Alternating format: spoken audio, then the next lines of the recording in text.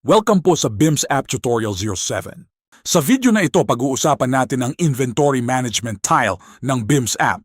Ang Inventory Management Module ay ginagamit para i-manage ang lahat ng barangay inventory items mula sa pag-register ng item, pag-record ng purchases, pag-record ng issuances, hanggang sa automatic tracking ng inventory balances. Sa main dashboard, makikita natin ang tile na Inventory Management.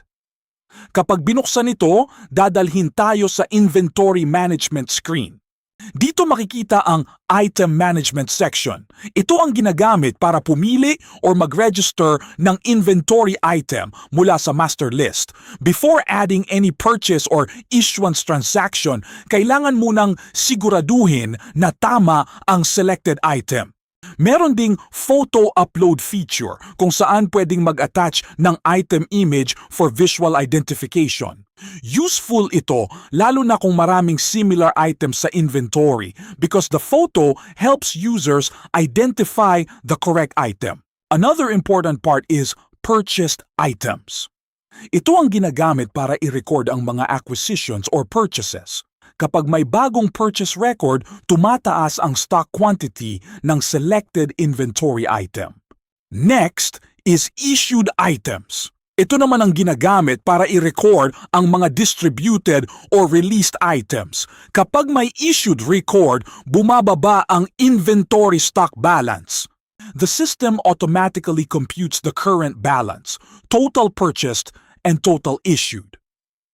Ibig sabihin, hindi na kailangang mano-manong i-edit ang balance. The inventory balance is computed by the system based on valid purchase and issuance records. Makikita rin ang inventory summary, which gives real-time balance tracking. This helps the barangay monitor kung ilan ang available stock, ilan ang total purchased, and ilan na ang na-issue. Mahalaga rin ang accounting integration ng module na ito. Each transaction is linked to the chart of accounts, or COA.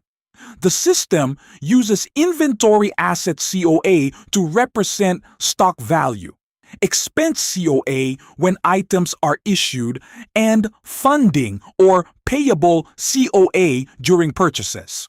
Because of this, inventory management is not only for stock monitoring, it also supports proper accounting records and financial reporting.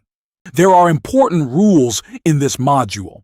First, the user must select a master list item before adding purchased or issued records. Second, voided transactions remain visible for audit purposes but are excluded from balances.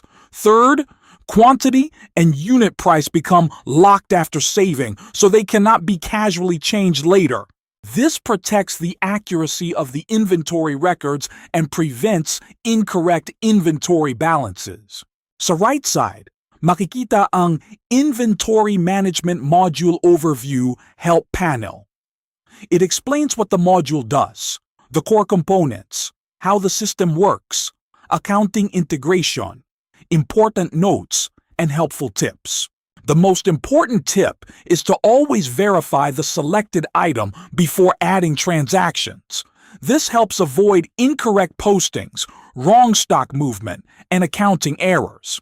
For now, ito muna ang overview ng Inventory Management Tile.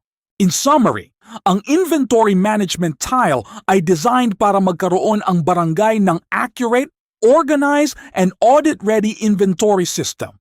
It connects item registration, purchases, issuances, stock balance tracking, photo identification, and accounting integration into one structured workflow. Sa future how-to tutorials, pag-aaralan natin ang detailed steps tulad ng paano mag-register ng item, paano mag-upload ng item photo, paano mag-record ng purchased item, paano mag-record ng issued item, paano mag-review ng inventory summary, and paano i-handle ang voided transactions.